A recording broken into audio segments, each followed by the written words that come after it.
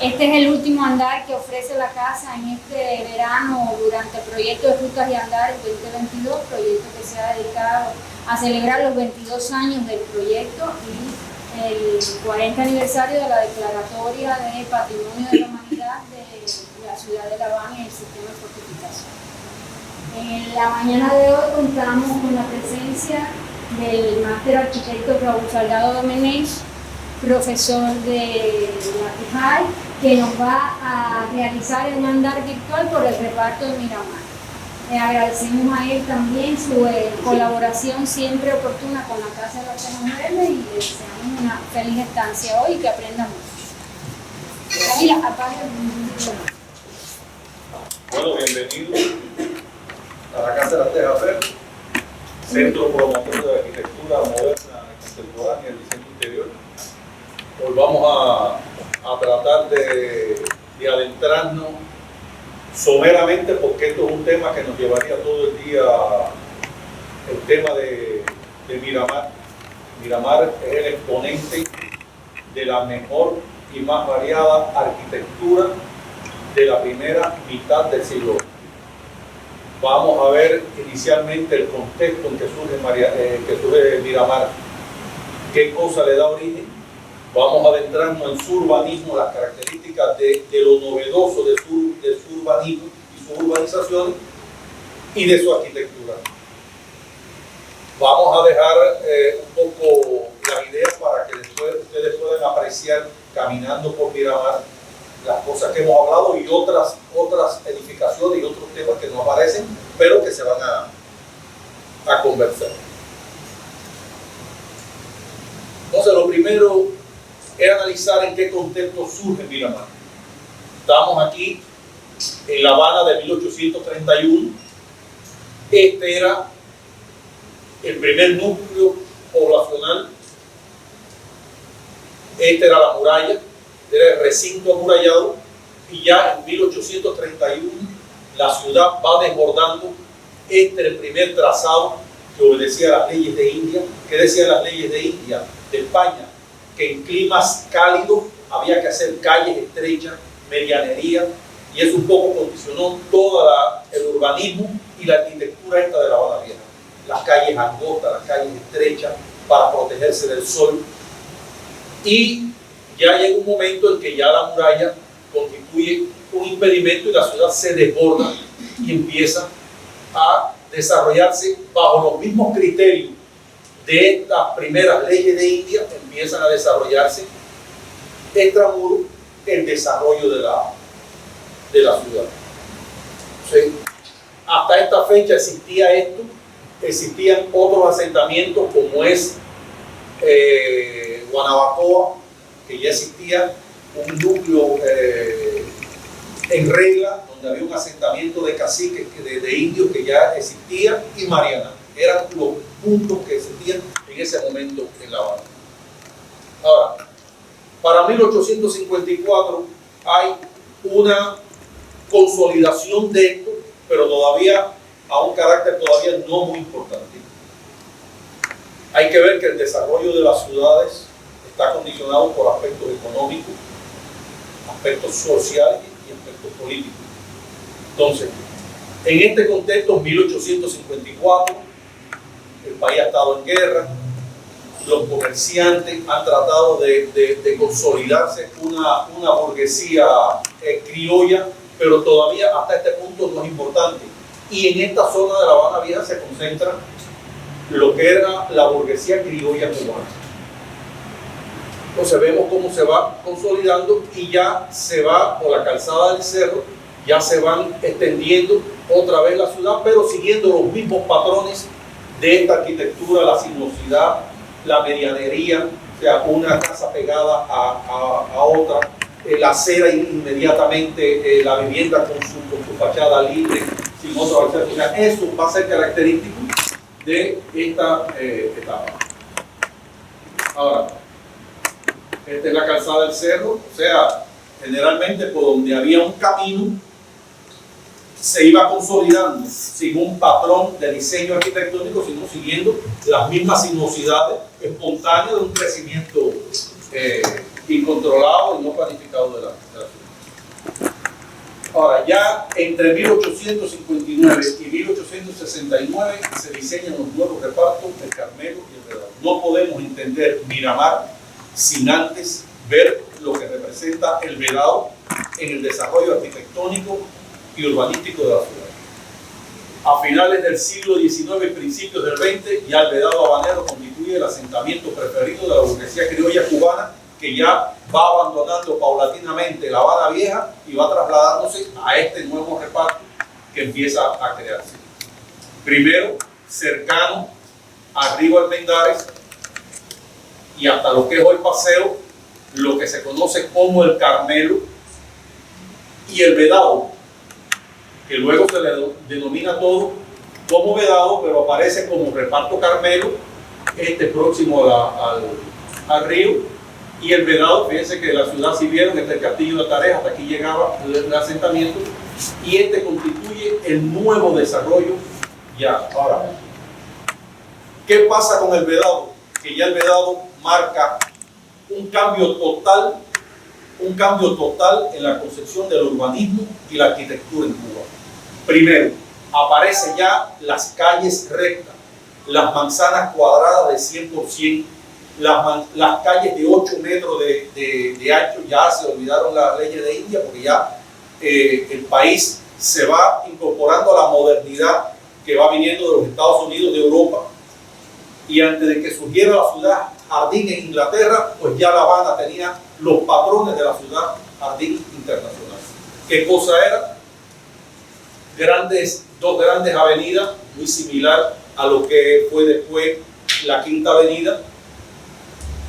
Avenidas, calles, manzana rectangular, un grupo de regulaciones urbanas que establecían la calle de 8 metros, una acera con un parterre, un jardín de 5 metros, portales. Ya se abandona la medianería y ya aparecen las mansiones aisladas y comienza ya la gran burguesía a partir de los códigos arquitectónicos de ese momento, que era el eclecticismo, empiezan a realizar sus mansiones y empieza todo un desarrollo de lo que es el Vedado. Bueno, ya aparece ya que lo más cerca a esto que vemos en la ciudad colonial es el Paseo de Prado, lo que es la Alameda de Paula, pero ya aquí ya sí se va estableciendo ya una modernidad que después tiene que ver mucho con el desarrollo y la introducción del automóvil en el país. Bueno, ya es otra arquitectura, ya aparece ya otra magnitud en las edificaciones, el parterre, las aceras mucho más anchas. Ya estamos hablando de un cambio importante en los conceptos de urbanismo. La no apropiación del litoral, que permite después toda esa gran calzada y todo ese mirador que constituye hoy el malecón. La topografía del Vedado no es la topografía de Miramar, sino que va siguiendo toda una pendiente hacia el mar, y esto se utilizó en la propia riqueza urbana que posee este reparto. Entonces, aquí se movió lo más rancio de la burguesía cubana, y empieza el desarrollo. Estamos en el 1900. ¿Qué pasa en el 1900? Recuerden que termina la guerra. 1902 empieza la nueva república, y con la nueva república, con los americanos en Cuba, con el nuevo gobierno cubano, pues empiezan a desarrollarse ya nuevas relaciones capitalistas de producto. Se multiplican comerciantes, banqueros, aparecen nuevas estructuras, y lo que es las clases apoderadas, hay un incremento notable de esa clase. Recuerden, la Primera Guerra Mundial genera un alza en el azúcar, sube el precio del azúcar, la danza de los millones, y esto fue acompañado donde hay todo lo que es los estratos pudientes, que son la burguesía media, la mediana burguesía, digamos, baja y alta, porque en mediana burguesía había una baja y una alta, y la alta burguesía con la rancia burguesía. Todos esos estratos empiezan a moverse al Vedado y empieza todo un desarrollo hasta los primeros años de la década del 20. Ahora llega un momento que el crecimiento por el oeste de Carmelo se limita por el río Hermendario, que constituye una barrera física. Ya se va saturando todo el Vedado, pero lo principal es que el Vedado para las clases pudientes empieza a contaminarse. Y la burguesía no le gusta, la alta burguesía no le gusta estar en contacto con la mediana burguesía. A la mediana burguesía no le gusta estar en contacto con el proletariado, o sea, con las clases bajas. Ya lo que era solamente edificaciones empieza a mezclarse con otros usos, comercio, educacionales, y ya un poco el Vedado ya para la alta burguesía ya va resultando incómodo. Bueno, esos son los antecedentes inmediatos de Miramar por esta parte. Vamos en esa época al noroeste de la ciudad.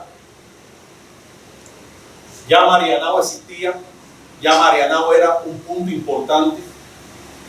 Incluso en la época esta, en Marianao comienza igual un desarrollo tanto urbano como arquitectónico importante. Había incluso letreros, el futuro está en Miramar, en Marianao, y empieza a fomentarse, asociado a Marianao, una moderna zona recreativa que eran las playas de Marianao. Entonces, ¿qué tenemos? ¿Qué tenemos en el noroeste? Unas playas, el disfrute y un centro ya consolidado que era el Vedado. ¿Qué hacía falta? Unir esas dos cosas, ¿no? Entre todas, como usted coge la historia del reparto Miramar, fueron los elementos fundamentales que dieron origen a meterse en el negocio de Miramar. Primero, ya la rancia burguesía necesitaba un lugar de expansión que ya no fuera el Vedado, un lugar nuevo. Y por el otro lado, teníamos la playa. Y a alguien empezó a ocurrirse la idea de vincular el Vedado con las playas. Y ya este fue el concepto inicial del nacimiento de la Quinta Avenida, porque ya eso no iba a ser una carretera normal, ya la concepción estaba a partir de ahí vincular el Vedado con la playa, pero a partir de una arteria moderna, importante, que fuera el eje fundamental de atracción de Miramar. Por eso se dice que Miramar no mira al mar, una contradicción. Miramar no mira al mar, porque no fue hecho como el Vedado, un desarrollo hacia la costa, sino a partir de un eje fundamental que era la Quinta Avenida. Entonces, esa Quinta Avenida, como había que jerarquizarla, pues fue el eje estructurador de lo que después fue el reparto de Miramar. Entonces, el 6 de febrero de 1911 se autoriza por el Ayuntamiento de Marianao la parcelación de lo que entonces era la finca La Miranda, que era esta parte de aquí donde estamos, que daría inicio al fomento del futuro reparto Miramar. Sin embargo, en la vida, Miramar constituyó más una ampliación del Vedado. De hecho, se le llamaba Nuevo Vedado al principio, una ampliación del Vedado que un desarrollo de Marianao. O sea, por su cercanía se vio más como un desarrollo de él. Entonces, este era el Miramar original. Iba desde 0 hasta 36 y desde primera hasta séptima avenida. Ese era el Miramar original. Ese fue el proyecto inicial y el cual vamos a analizar después. Este proyecto tuvo una serie de ampliaciones en el tiempo que ha dado lo que es el Miramar actual. O sea, se fue extendiendo después hacia todos estos terrenos que tenían un uso industrial. O sea, en toda la margen del río, ahí había una fábrica de cemento, había fábricas de materiales de construcción, y una vez que todo eso fue retirado, pues todo eso se fue edificando y constituyó una de las ampliaciones. Después de 36 estaba el llamado terrenos de la OSA, que le decían, que era un terreno que constituyó después, posteriormente, la otra ampliación hasta lo que ya se había urbanizado de las playas de Marianao, y queda conformado después en el 54 con el último desarrollo de lo que fue el último de los repartos de Miramar, que fue la Puntilla. Pues vamos a ir abordando cada uno de estos, vamos a analizar el tema del Miramar original, vamos a centrarnos después en la puntilla por la cercanía que tienen en el contexto y comentar un poco sobre el tema de la puntilla. Ahora aquí vemos la Quinta Avenida. La Quinta Avenida se le llamó Quinta Avenida inicialmente desde 0 hasta 36. De 36 hasta 86 se le llamó Carlos Miguel de Céspedes. ¿Quién era Carlos Miguel de Céspedes? Fue el ministro de Obras Públicas, fue una persona que hizo mucho por las obras públicas, aportó mucho, y hasta 86 hubo un tiempo que llevó el nombre de Avenida Carlos Miguel de Céspedes. De 86 hasta allá a Playa se le llamó Las Américas. Pero ya en el tiempo después, a toda la arteria, desde 0 hasta Playa, o sea, hasta la Playa Marenao, ya se le llamó definitivamente Quinta Avenida. Ya se certificó el nombre de Quinta Avenida. Bueno, esta Quinta Avenida es estructurador y a partir de ahí comienza este desarrollo urbano. Ahora, ¿cuáles son las características que distinguen este desarrollo urbano del antecedente del Vedado? El Vedado eran manzanas cuadradas de 100%. Y aquí aparecen manzanas rectangulares de 100 por 200. Y un poco el que trabajó en esto estaba asociado a la National Geographic de los Estados Unidos y un poco puede haber un entendimiento que quizás esto haya influido en que esto tiene mucho que ver con el diseño de la isla de Manhattan en Nueva York. O sea, usted coge la isla de Manhattan y es el propio patrón de esta manzana rectangular, donde en este sentido van las avenidas y en este sentido más corto las calles. Entonces esto da manzanas rectangulares donde aparecen 8 lotes de esquina, o sea, 8 lotes de esquina asociados a las avenidas y el resto de los lotes asociados a las calles. Fíjense si esto estuvo pensado en base a las condicionantes que eran. Aquí no era hacer muchas calles, aquí era lo que diera para la rancia burguesía. Esto nació sin otra cosa que fuera vivienda. De hecho, estaba proyectado varios parques y solamente quedó este que vemos aquí. Todos estos otros desaparecieron. ¿Por qué? Porque estas mansiones tenían de todo. Estas mansiones fueron diseñadas con jardín, áreas de recreo, ¿verdad? Y lo que quedara era entonces para los círculos. Aquí no había parque para distraerse, no era el objetivo. Aquí no podía haber contaminación. Esto eran mansiones de la rancia burguesía que iban a vivir aquí. Los terrenos más caros y más valiosos eran los asociados a la Quinta Avenida. Eso era lo más caro, lo mejor estar frente a la Quinta Avenida, que era el hit. Y luego estaba la calle Séptima, la calle Tercera y en última instancia la calle Primera. O sea que durante los primeros años todas las primeras edificaciones eclécticas y las mansiones estuvieron asociadas fundamentalmente a la Quinta Avenida. Entonces, si esto hubiera sido un desarrollo como en el Vedado, bueno, por aquí hubiéramos tenido otra avenida, por aquí teníamos otra avenida, por aquí teníamos otra avenida. Ese no era el objetivo. ¿Qué se hizo con esto? Que se simplificó el costo de las obras públicas, menos calles, porque lo que interesaba era esto, a partir de este eje estructurador, pues desarrollar este urbanismo. ¿Qué se estableció desde el principio que marcó todo un orden en lo que es Miramar? Primero, jardines de 5 metros, portales de 4 metros, 2,5 metros entre edificaciones, son lo que establecían las regulaciones urbanas, crecimiento hasta 2 niveles. Que había un grupo de patrones por los cuales se fueron construyendo las primeras edificaciones, aunque no siempre se guardó esto. ¿Qué pasa? Que cuando venía el magnate y iba a comprar, en muy raras ocasiones se compraba un solar. Generalmente se compraban dos solares, para los 3 o 4, vamos a ver, para que tuviera su mansión. Pero siempre manteniendo la coherencia esta de los 5 metros de jardín, los 4 de portal, el espaciamiento. Y esto, alguien compraba 2 solares, 3, 4, pero todas estas regulaciones daban una coherencia y una organización y lejos de perjudicar, favoreció lo que es la imagen urbana y arquitectónica de Reparto. Entonces, bueno,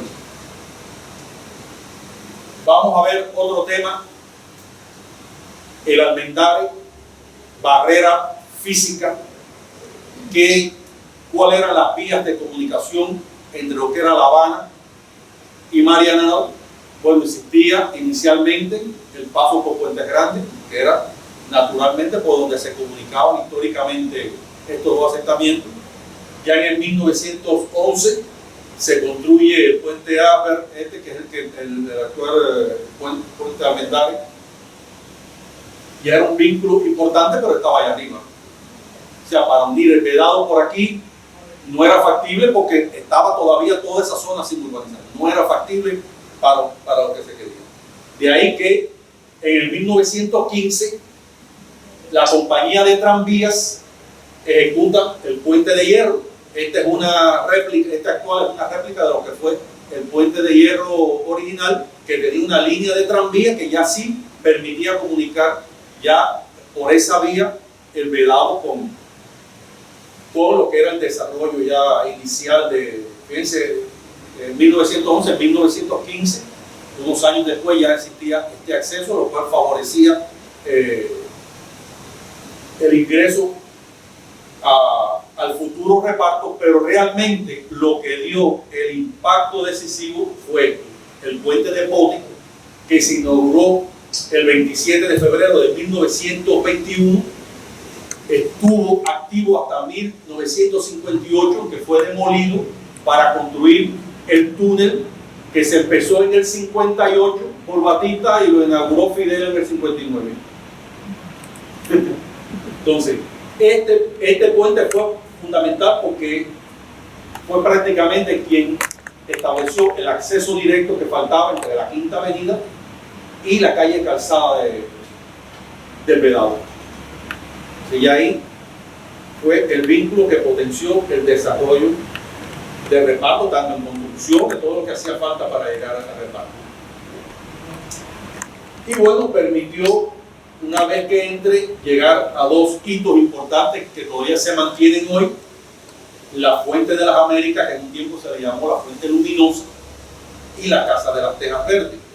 O sea, desde ese momento en que fueron hechos, desde 1924, hay dos elementos, uno de carácter urbano y uno de carácter arquitectónico, que reciben al visitante cuando viene de El Vedado hacia Miramar. Uno es la Fuente de las Américas, construido en 1924, proyectado por el arquitecto norteamericano John Wilson y esculpido por el escultor italiano Pietro Manfredi. Y donde estamos, la Casa de las Tejas Verdes, construida en 1926 para el señor Alberto de Armas por el arquitecto Jorge Luis Echarte Mazorra, aunque realmente Alberto de Armas la vivió muy poco. Fue Luisa quien adquirió la propiedad que le compró su madre y estuvo hasta el fin de su vida en esta casa. Esa es otra historia que después pueden conocer. Pero estos son dos elementos fundamentales de entrada a Reparto. Un diseño totalmente foráneo. Cuando veamos la arquitectura de Reparto vamos a ver muchas cosas que tienen su fundamento. Bueno, esto es un diseño más bien de tipo anglosajón.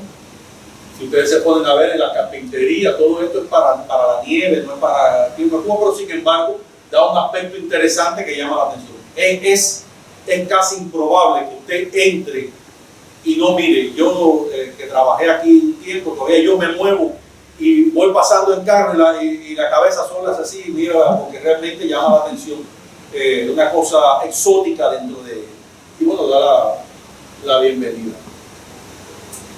Bueno, ya la Quinta Avenida, como habíamos hablado, en 1999 la Quinta Avenida y sus alrededores inmediatos fue declarada zona de protección por la Comisión Nacional de Monumentos, un poco para proteger, porque hoy la agresión al patrimonio es importante. Cualquiera se siente en el derecho de transformar una fachada, de cambiar una ventana, y sin embargo es necesario preservar los elementos. Miramar puede ser lo que es La Habana Vieja, pero de la primera mitad del siglo del siglo XX, por toda su riqueza, por estas cosas que hemos hablado, de su novedad urbanística y lo que vamos a ver de su arquitectura. Bueno, tuvo una vía importante, grandísima, tuvo su desarrollo, fue desarrollándose en el tiempo a partir de las propias condicionantes económicas, políticas y sociales, propio desarrollo de los asentamientos y los crecimientos que hemos visto hoy. Bueno, miren en el 1928 que tenemos el puente de hierro, el puente de pote, la casa de las Tejas Verdes ya construida aquí, Casalta por acá, lo que estaba atrás, fíjense, estos que estaban aquí eran unos almacenes de abono en la puntilla tuvo varias cosas, tuvo muchos almacenes, y cuando se eliminó el tranvía, pues fue un depósito de tranvía también, que estuvo lleno de todos los tranvías, que ya quedaron en desuso, estuvieron almacenados un tiempo ahí hasta que se comenzó a desarrollar. Algunos proyectos que nunca se ejecutaron, de vincular primera a la entrada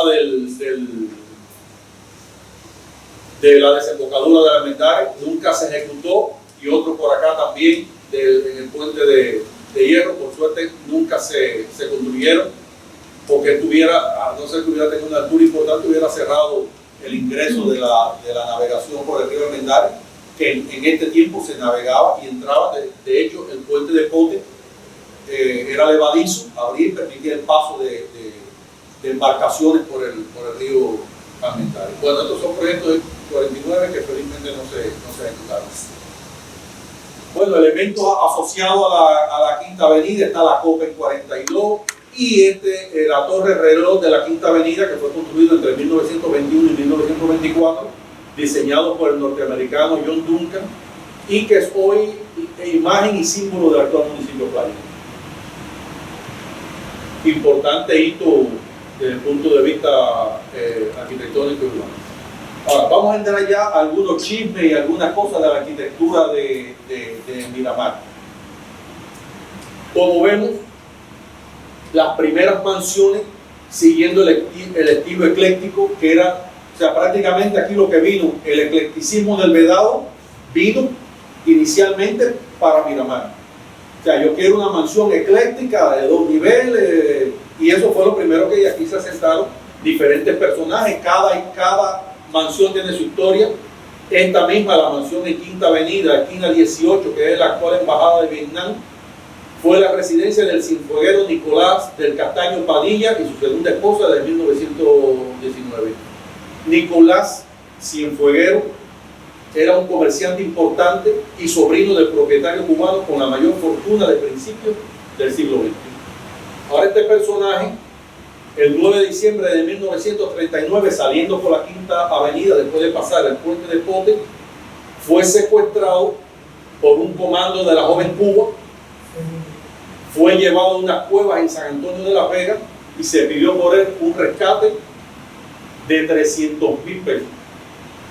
Ahí empezaron negociaciones, buscando, se hizo un pago inicial de 10.000 pesos y casualmente fue liberado por una patrulla de la Guardia Rural que en San Antonio de Las Vegas andaban persiguiendo unos ladrones de ganado, pasaron por las cuevas, se dieron para una breve escaramuza, liberaron al hombre y bueno, este es un personaje asociado a la arquitectura, a los magnates que fueron trasladándose a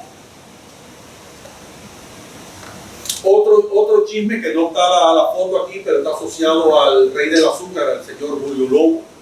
Julio Lobo residía en la mansión que está en Quinta número 3804 entre 38 y 40. No está la foto aquí, tengo que buscar la foto para incorporarla. ¿Qué pone la mansión esa? Hoy no sé, que tengo que pasar por ahí para... Sí, ahí vivía Julio Lobo. Y Julio Lobo, después que cierra la venta del central de en Cienfuegos, creo que es de Santa Isabel de las Lajas, él cierra una venta de un central. El policlínico está en 16. Está en 16, no es policlínico. 38, 40. Bueno, Quinta, ahí vivió el señor Julio Lobo. Y llegando a su casa por Quinta Avenida, otro carro en movimiento se le acerca y le hacen 3 disparos. 2 le dan en la cabeza y 1 en la pierna. Parecía que era el final de Julio Lobo. Lo operan 2 eminentes médicos en aquel momento. El doctor Ramírez Corría, que fue pionero de la neurología y la cirugía en Cuba, que le logra salvar la vida sacándole las estillas de bala de cerebro con la lengua. Esto es una cosa... y sobrevivió, falleció 37 años después, a los 84 años. O sea, cuando usted se pone a buscar la historia, igual está la mansión de Río, de cada mansión de estas iniciales tiene una historia de los personajes que fueron viviendo aquí. Bueno, una de las primeras residencias construidas fue esta, la de Pote, el del puente. Pote construyó esta mansión y lo que íbamos hablando, solamente la mansión de Pote abarcó 3 solares. ¿A quién llama?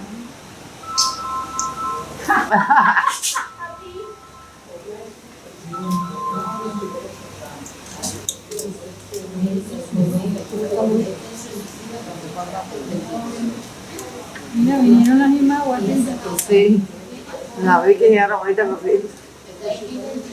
Vinieron con algunos muchachos. Y una muchacha, la muchacha no estaba aquí. Y la otra Sí, también. esta fue la mansión de Pote, el del puente y acaudalado millonario de la época. Luego pasó al Conde de Lagunilla y luego, bueno, ya fue intervenido y pasó a ser un inmueble estatal. Esta residencia ubicada en Quinta y 28, igual todo con los códigos eclécticos, mansiones puramente eclécticas, residencia de Francisco Banco, abarcó 5 solares, fue la mayor compra de solares de los primeros 20 años de Miramar. Ya el hombre venía con plata y no, dame estos 4 de la esquina, la gente del doctor mismo. Cogía una esquina de manzana completa, edificaba su edificación, o sea, en los primeros años, ese era el tema de la... Esta es una residencia ubicada en Quinta, esquina 16. Fíjense cómo mantiene la coherencia de las primeras mansiones hechas sobre el 20 y el 30, y sin embargo fue una residencia construida en 1941. O sea que cuando hablamos de estilo, no vamos a pensar que ya el eclecticismo llegó hasta aquí. A partir de aquí al año siguiente era Art Deco o el Trendline o movimiento moderno. O sea que ahí todavía usted se va a encontrar como esta persona ya en el 41 quería que su mansión fuera como esas mansiones de él, aun cuando ya estábamos dentro de lo que se consideraba ya el movimiento moderno. O sea, ya la irrupción del Art Deco dentro de las construcciones en Miramar ya se consideraba movimiento moderno. Y ya, porque internacionalmente ya los códigos del eclecticismo habían sido desechados y ya comenzaba la modernidad, tanto en los Estados Unidos, que ya pasó del Art Deco a lo que es el Trendline. Vamos a ver algunas edificaciones que aparecen aquí. Pero bueno, esta es todavía en el 46, una construcción con códigos eclécticos. Esta otra cosa, ya en determinada época, ya las personas no querían una residencia puramente de estilo ecléctico, sino que ya los arquitectos, porque esta es otra de las cosas de Miramar, toda la arquitectura de Miramar fue proyectada por arquitectos de renombre. Aquí no hubo, ni en los desarrollos, la instrucción de maestros y obras populares. Aquí todo fue diseñado bajo conceptos de arquitectura. Entonces los arquitectos llegaban a un momento que empezaban a reinterpretar la arquitectura y empezaban a mezclar el eclecticismo con el neocolonial, con las construcciones tradicionales cubanas, y empezaron a mezclar incluso neocolonial con Art Deco. Empezaron a hacer cosas para diferenciarse, porque el que tenía billete no solamente quería tener billete, quería expresarlo, y quería expresarlo de la mejor forma y resaltar. Ese era una de las características. Entonces nos encontramos como esta, la residencia Barzán en séptima esquina 26, donde ya aparecen determinados códigos, una mezcla de castillo medieval con arquitectura cubana, parece toda una cosa. La residencia del arquitecto Max Borges Recio, hijo de Max Borges, arquitecto Max Borges padre, que fue quien inició muchas de las formas de arquitectura en Miramar, un adorador del movimiento moderno, de Le Corbusier y de todo el Bauhaus, que fueron en Alemania.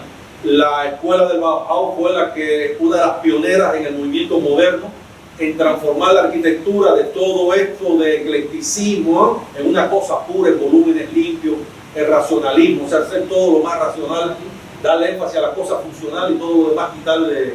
Entonces él construyó su propia vivienda a partir de esto, muy similar a una de las obras de Corbusier, movimiento moderno, racionalista, puro. La residencia de Eutimio Falla Bonet, primer 28, proyectada por el arquitecto Eugenio Batista González de Mendoza, donde ya la mansión no es ecléctica, ya aquí es puramente la arquitectura cubana, con el uso de la teja criolla, las cubiertas inclinadas, el uso del ladrillo blanqueado a la cal, o sea que ya eran elementos propios de la arquitectura cubana, y ya esto dentro del mismo propio movimiento moderno. Bueno, esto es un Art Deco en calle 8, entre tercera y quinta, proyectado por el arquitecto y profesor Pedro Martínez Inclán para el doctor Clemente Inclán Costa, que fue una prestigiosa autoridad médica desde el inicio del siglo XX.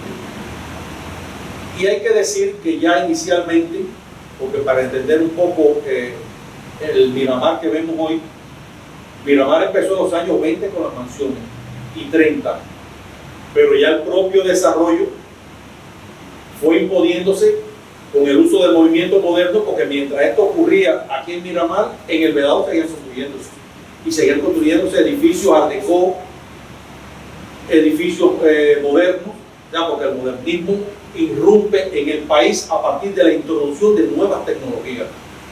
El hormigón armado, sobre todo, como solución que ya permite otros diseños que eran imposibles hacer en otros estilos. Los grandes voladizos, nuevos materiales de enchape, el vidrio, el uso de grandes paños de vidrio y un concepto diferente de ver la arquitectura, de transmisión entre el interior y el exterior, a partir del uso del vidrio, donde usted se sintiera dentro del comedor, estuviera viendo la piscina, desde la piscina al comedor. Otros cambios asociados allá al uso del automóvil presente, como el carport, todo el tema asociado a los garajes, a todo el movimiento vehicular dentro de las naciones.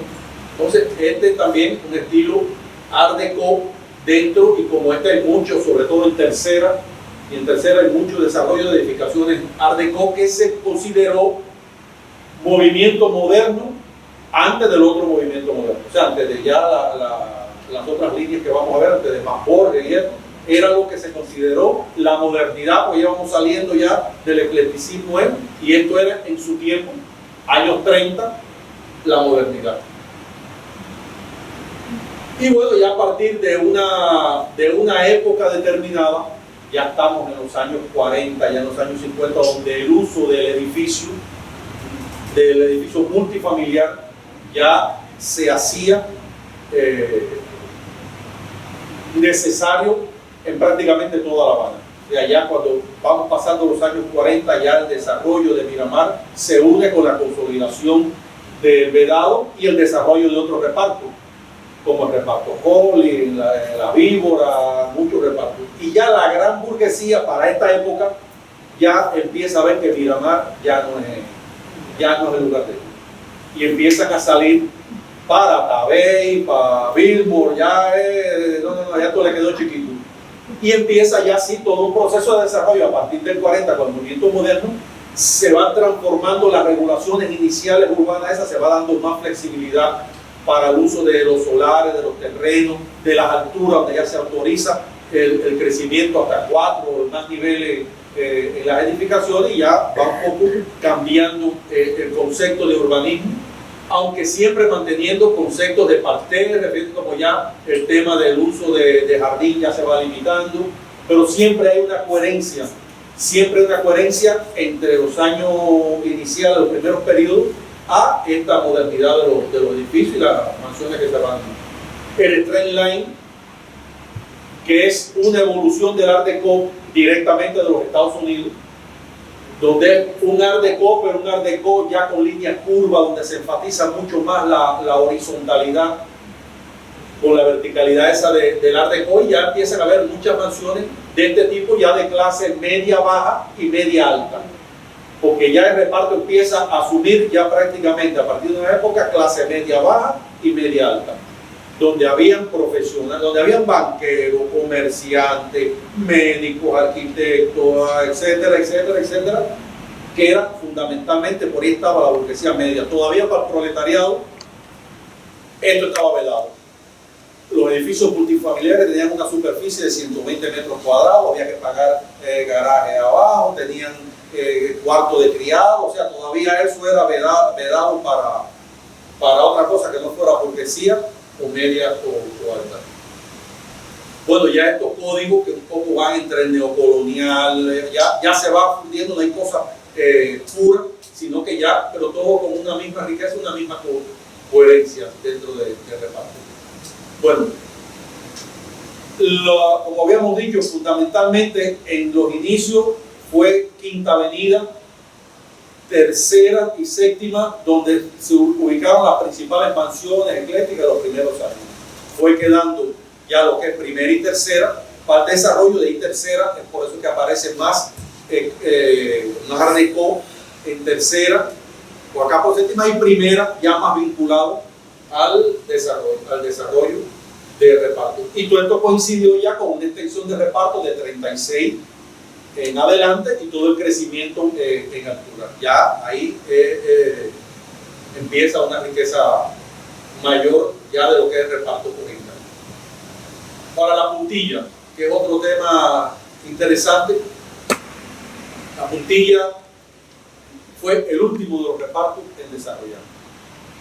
Ya se había ido desarrollando todo y quedaba esta esquina que, como habíamos dicho, había sido almacenes de abono, almacén de tranvía que ya sin uso, y a partir de 54 se decide pues urbanizar la puntilla.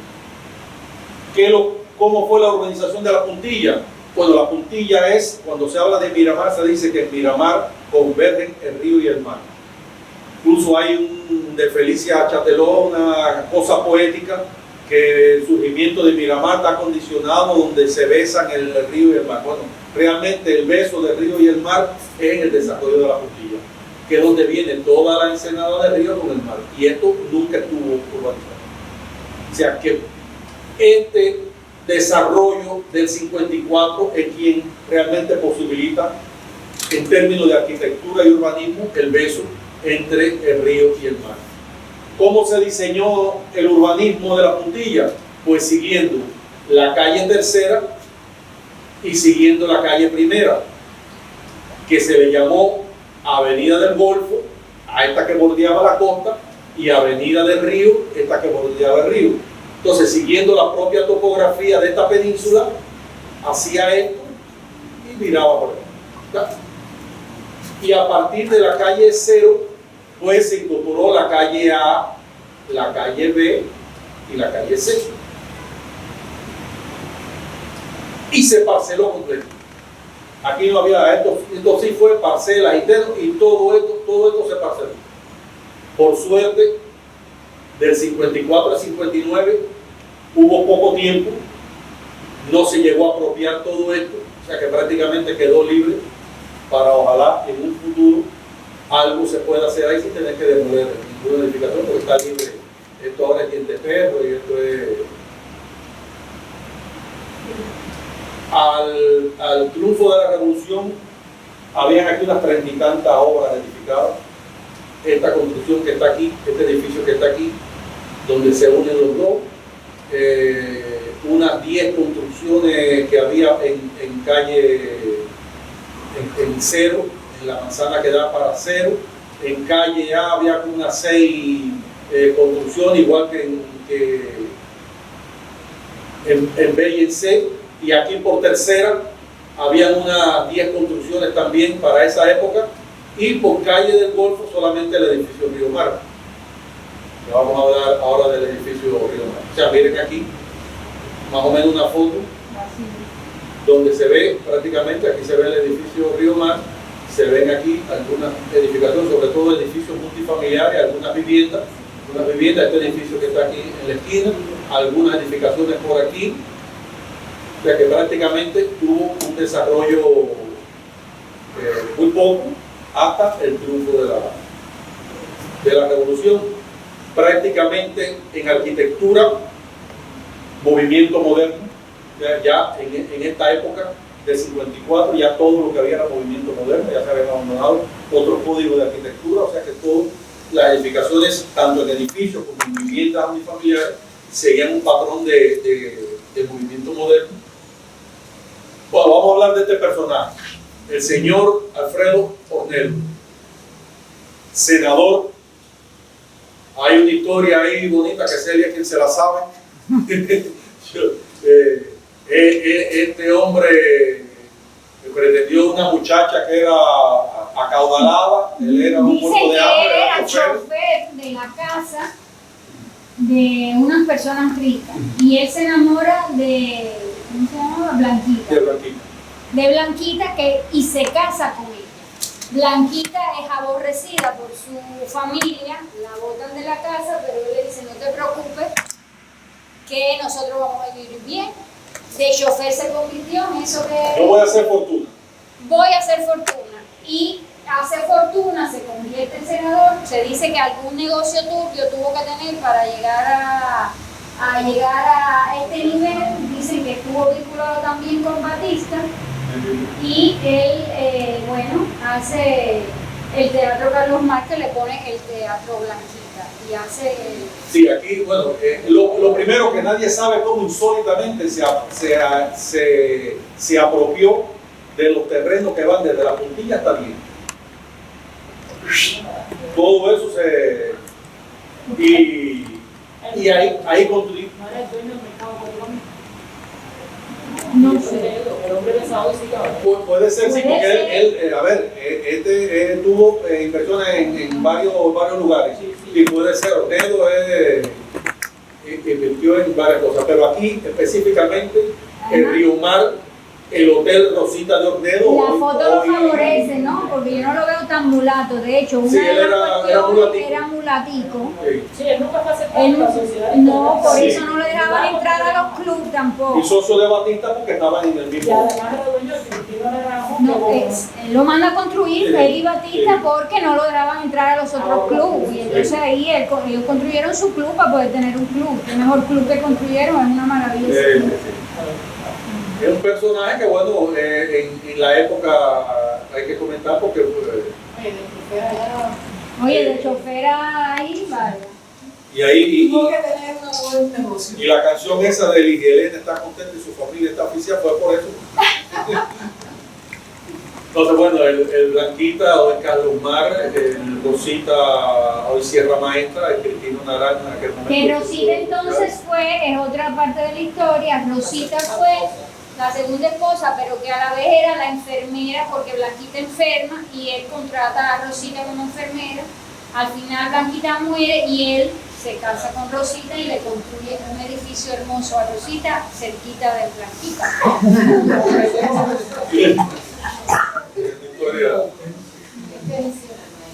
Este es el actual Sierra Maestra. Era un gran esposo, regalaba Este es el edificios. círculo social que es actualmente Cristino Naranjo y este es Río Mar. Bien, ahora, el Río Mar, construido en 1956 por el arquitecto Cristóbal Martínez Márquez, que también proyectó el Hotel Rosita de Ornedo. Bueno, en su tiempo, este edificio, que al final es una suma de torres, son 5 torres, 2 de 10 niveles, o 2 de 11 y 3 de 10, con 5 elevadores, 201 apartamentos tenía en su momento. 201 apartamentos, con 7 diseños de apartamentos, 7 A, B, C, D, E, con terraza, con todo, tenían ya sus closets, sus habitaciones, su hall, su cuarto para criados, con su baño para criados, 2 baños. Bueno, esto era en su momento.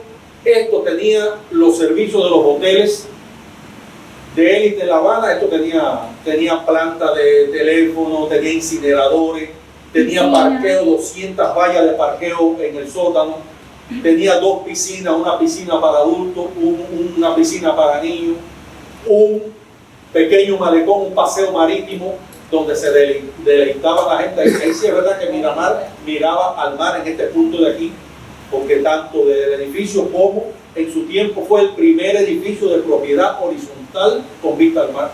No existía otro. Esto favoreció las ventas en apartamentos. Era el único que tenía, prácticamente cuando lo vemos está metido dentro del mar.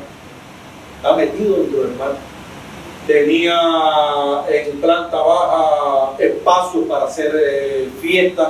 Tenía 3 elevadores de pasajeros, 2 de carga, 2 de carga y 3 2 de servicio y 3 de pasajeros. En fin, era hecho con los últimos adelantos de la época. Fue contemporáneo con el Foxa, o sea, en la misma época se construyeron los dos. Bueno, este era el edificio y el profesor lo catalogó como el Titanic de la Puntilla, muy bien catalogado en un artículo que hizo para un andar que presentamos el año pasado. El antepasado de... Sí, porque es un edificio interesante. Yo doy en la CUJAI una asignatura que se llama Patología de la Construcción.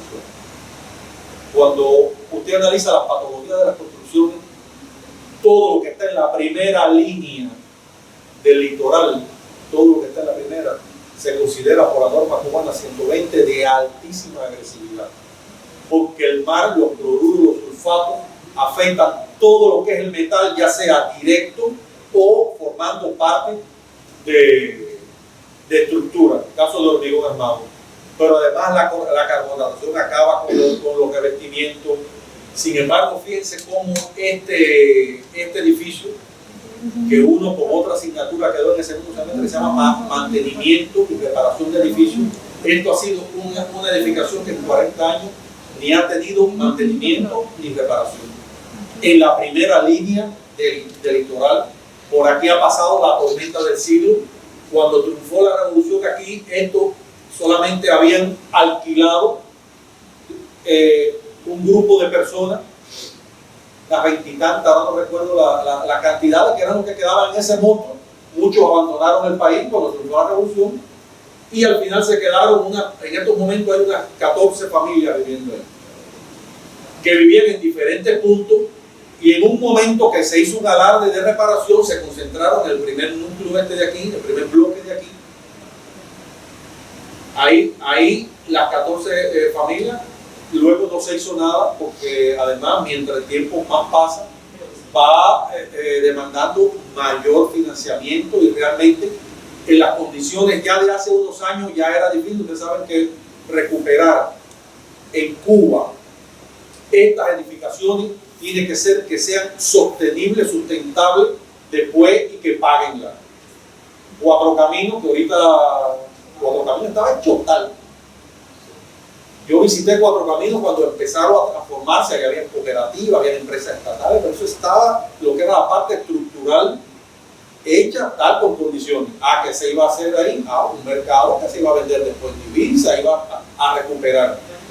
Sí, todo tiene que dar un negocio. Estructuras ruinosas en La Habana Vieja, donde se han convertido en hostales, se han reparado, donde se le han hecho pruebas, a los elementos y no han dado ningún tipo de resistencia. Imagínate una losa que tiene que tener una determinada resistencia y de menos de la mitad. Y se han demolido, se han hecho nuevos. ¿Por qué? Porque iba a ir a un hotel y va a pagar todo lo que usted gaste ahí, lo va a pagar después del hotel. Ahora, aquí, ¿qué usted va a hacer? Bueno, el artículo ese que yo escribí era un poco motivando un debate, porque cuando usted le hace un estudio patológico y cuando usted le hace un diagnóstico a esta edificación, usted ve que todavía hoy es saludable. Haciendo determinadas concesiones, ya hay balcones que habrá que eliminar, hay condiciones estructurales que habrá que modificar para darle resistencia en determinados puntos. Quizás las vallas esas que eran cimentaciones de columna, fuste y arquitrabe, para que dé las 200 vallas, quizás haya que colocarle tímpano para reforzar eso y perder más, pero bueno, tiene condiciones porque cuando usted hace un recorrido por interior, usted se da cuenta la calidad todavía al interior de la edificación. Sí, a ver. Y no sirve para hacer un hotel como se está haciendo en todo el mundo. A ver. Porque sería sostenible, ¿verdad? Sí. Porque tampoco han tomado la decisión de demolerlo. Claro. Esta edificación. Es que por hotel habría que ver las áreas, ya diseñar todo el interior. Un hotel es muy específico. Sí. No me parece que para un hotel, pero podría ser para un apartamento, un apartohotel o una inmobiliaria como se hicieron tantas en esta zona de playa. O mixto, tiene 5 bloques, que ese bloque, eso puede, lo que hay que ver es el estudio, pero estudio de factibilidad y sobre todo alguien que ponga la plata y interesado. ¿Qué pasa con esto? Estos edificios que le comentaba de La Habana Vieja o estos edificios de 4 caminos, este tiene un gran handicap, que es que siempre, aún reparándolo, va a recibir la incidencia de hoy hay técnicas de albañilería seca, de protecciones secundarias, hoy hay pero eso cuesta. O sea que demanda una inversión que realmente lo ponga en condiciones de que usted lo deje en punto cero y que le avance por lo menos 40, 50, 60 años sin que tenga que hacerle todos los años un mantenimiento. Pero ahí quedan viviendo 14 familias. Ahí quedan 14 familias que han tratado de reubicarse, que no quieren vivir ahí, que quieren salir de ahí. Porque además el que no conoce la estructura piensa que eso en cualquier momento va a ir abajo. No, el que entre ahí piensa cómo viven ahí esas personas, no, porque el edificio da miedo, da pánico. Realmente nosotros entramos para hacer el andar ese que hicimos y verdaderamente tú sales de ahí diciendo, ¿cómo esa gente vive aquí? ¿Cómo se atreven? Y gente que tienen que evacuar cuando viene un ciclón, porque a ellos sí les da miedo quedarse ahí. Y son 14 familias que quedan que no han podido encontrar, es decir, o no se le ha dado otra vivienda. Otra alternativa. Acorde a lo que ellos necesitan. Porque también hay que ser. Claro, ese es el problema. Este es un edificio que estuvo asociado, sus regímenes de explotación fueron muy atípicos.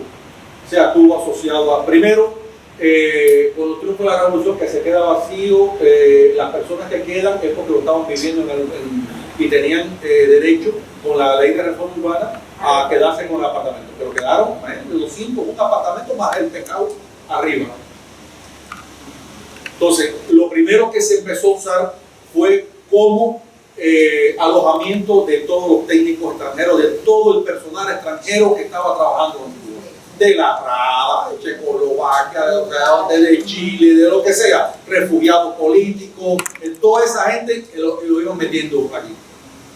Y ahí fueron pasando, pero sin mantenimiento, sin nada. Y durante la tormenta del siglo, que fue donde recibió un mayor impacto, porque recibió directamente el impacto de la ola, se inundó todo el parqueo, de hecho se cayó parte de las losas del parqueo, ya empezaron a sacarse esas personas.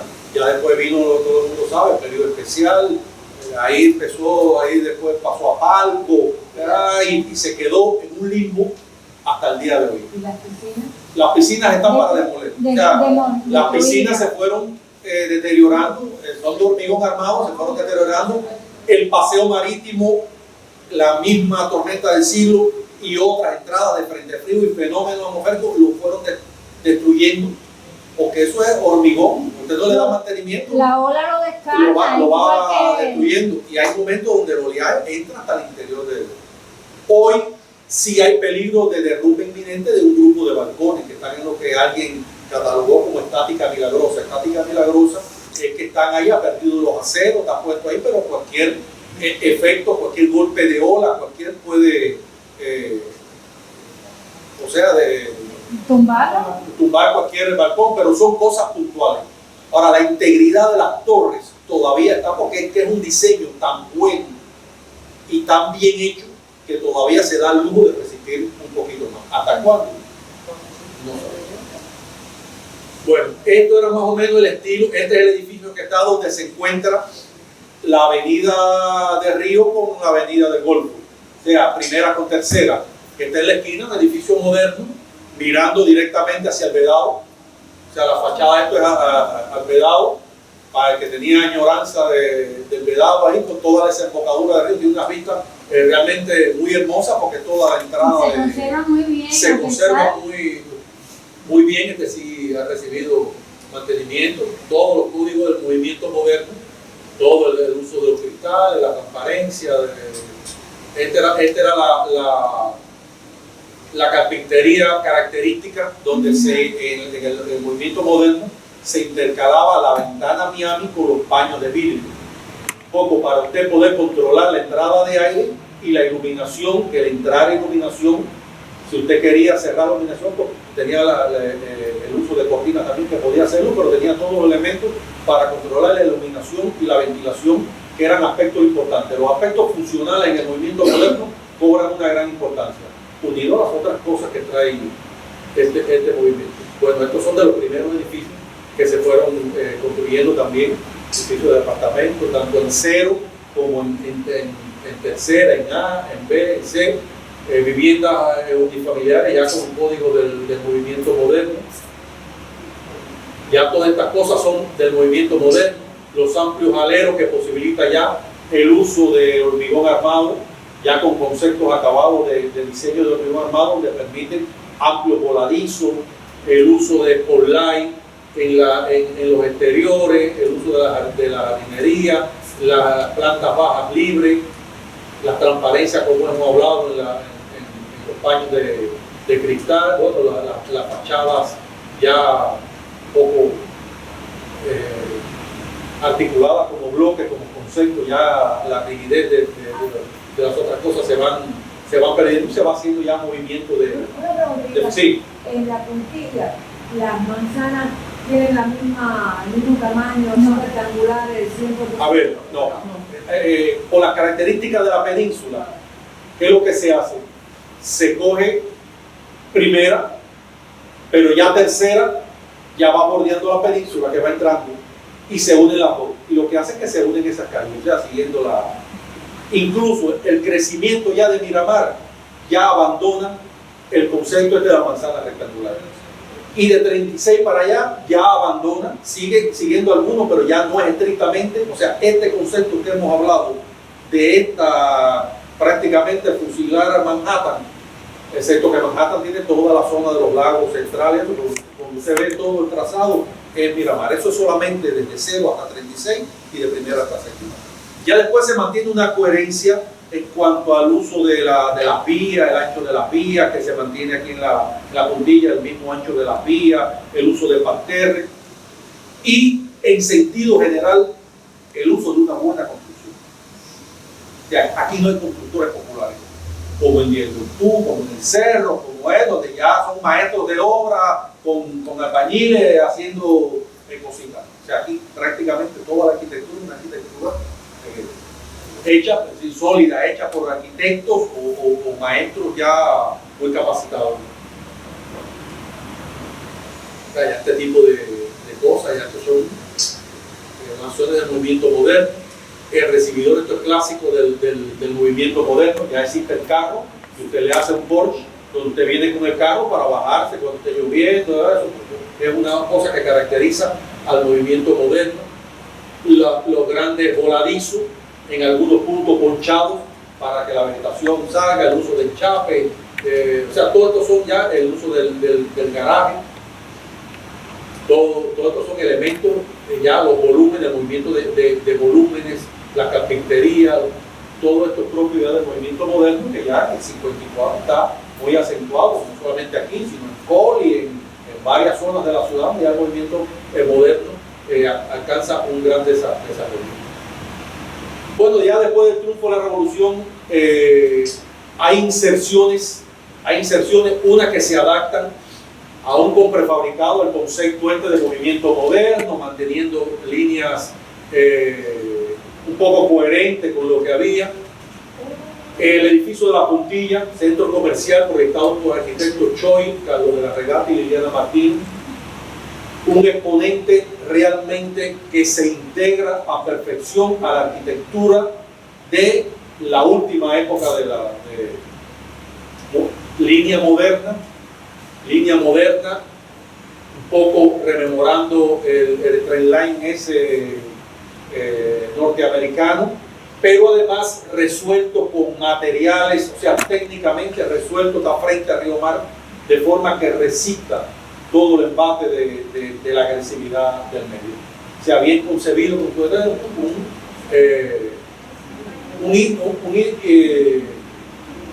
un elemento importante dentro de la arquitectura después del 59 en irrupción en el reparto. Y bueno, negativamente tenemos estas cosas. La gran necesidad que todos conocemos que aparece después de la revolución de edificar viviendas, y se empiezan a aparecer estos edificios impersonales que lo mismo igual se lo puede encontrar en Plaza de la Revolución, en Alamar, aquí, y sin guardar ya respeto a ningún tipo de código, atravesado como quiera, dejando todos estos espacios. Ya un poco se ve como un rompe. Usted camina por La Puntilla y usted ve como le choca, a veces no sé si está en Alamar o está en Miramar, porque realmente desde el punto de vista urbano y desde el punto de vista arquitectónico rompe una agresión al entorno. Entonces, bueno, hasta aquí. Muchas gracias. Podríamos estar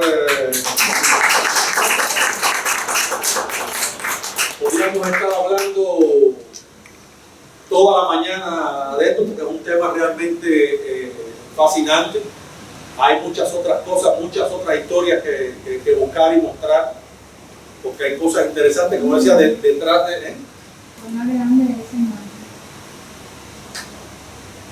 de cada obra esta hay una historia, hay un personaje, no sé, hay que meterse mucho en la historia para ver, porque aquí vino los magnates que ya no cabían en él, vinieron para aquí. Y están asociados siempre a una historia, un chisme, frente de la época, son cosas que a lo mejor alguien del público se sabe. Mira, la casa, yo no lo sabía, lo busqué. Sí, la de Lo es la que efectivamente está ahí entre, bueno, yo la busqué, está la foto de una casa moderna, más bien bajita, y es donde está hoy el centro de atención al adolescente. Es la clínica del adolescente, la clínica del adolescente. No es policlínico, es la clínica del adolescente lo que está ahí en ese momento. La clínica del adolescente.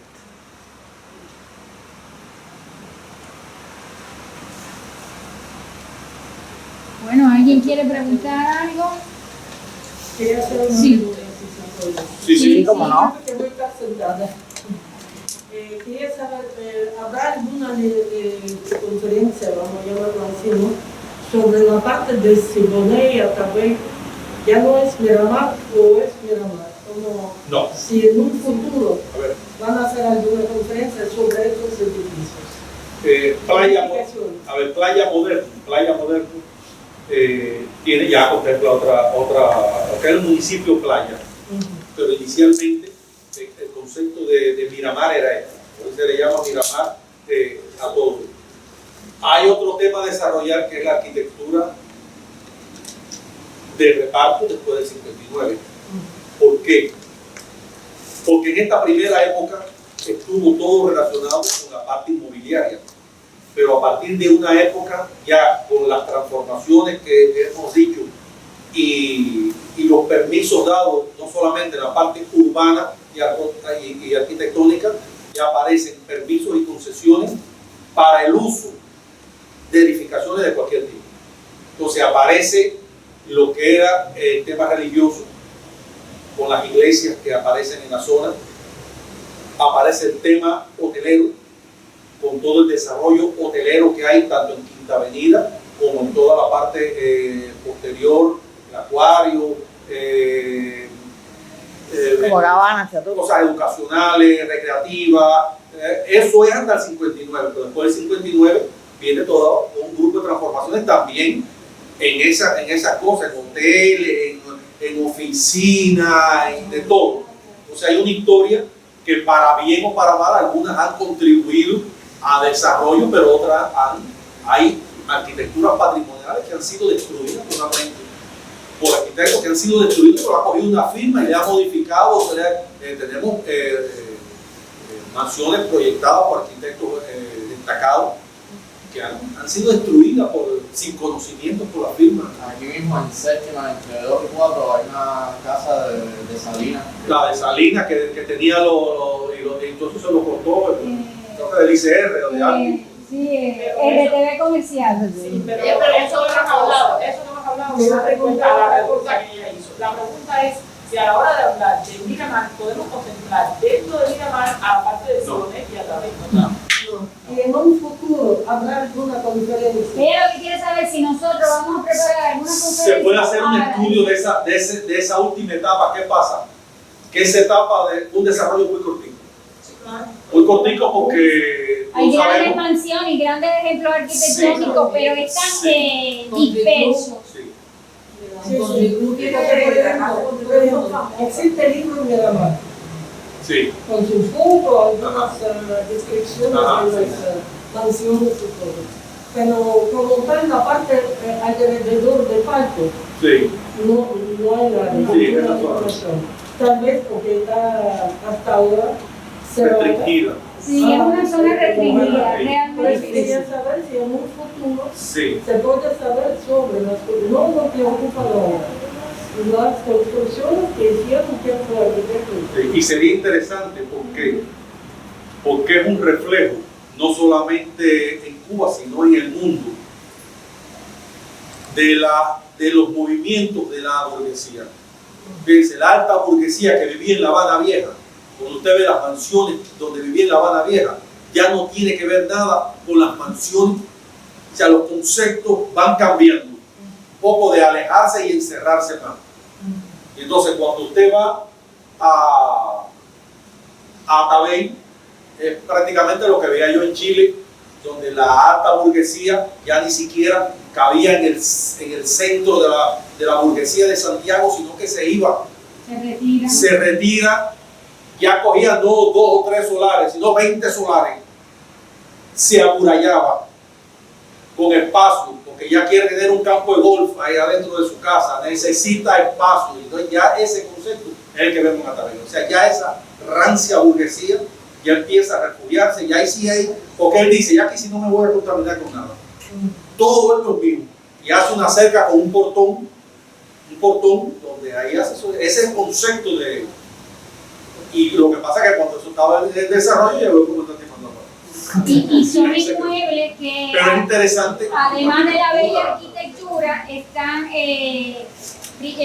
contienen en su interior grandes obras de artistas plásticos cubanos de renombre mundial. Hay Mariano, hay Rita Longa, existen en algunos elementos. En Miramar también vimos que hay Rita Longa en casas de Miramar. Pero en esa zona de Atabey hay muchos murales, incluso, que ni se han podido levantar por la misma propia... Sí, no nos dejan entrar. O una casa de protocolo. O una casa de protocolo, o seguridad. ¿Saben la historia? No Ya. lo que hay ahora. Ya, eso sí hay escrito cosas, podemos hacer una conferencia. Vamos a sobre eso. prometerle un andar para el próximo verano. De 25 años. La No, escuela de arte es un tema aparte, después de la revolución es un tema No, porque no importantísimo. vamos a poder subir las escaleras. Porque además, cuando triunfa la revolución, recuerden que hay una arquitectura de autor que quiere seguir y una arquitectura de anonimato, que es la que predomina hasta hoy, que quiere, o sea, no es importante el autor sino la obra, no importa quién la haga. Y la escuela de arte es lo último que queda entre Porro,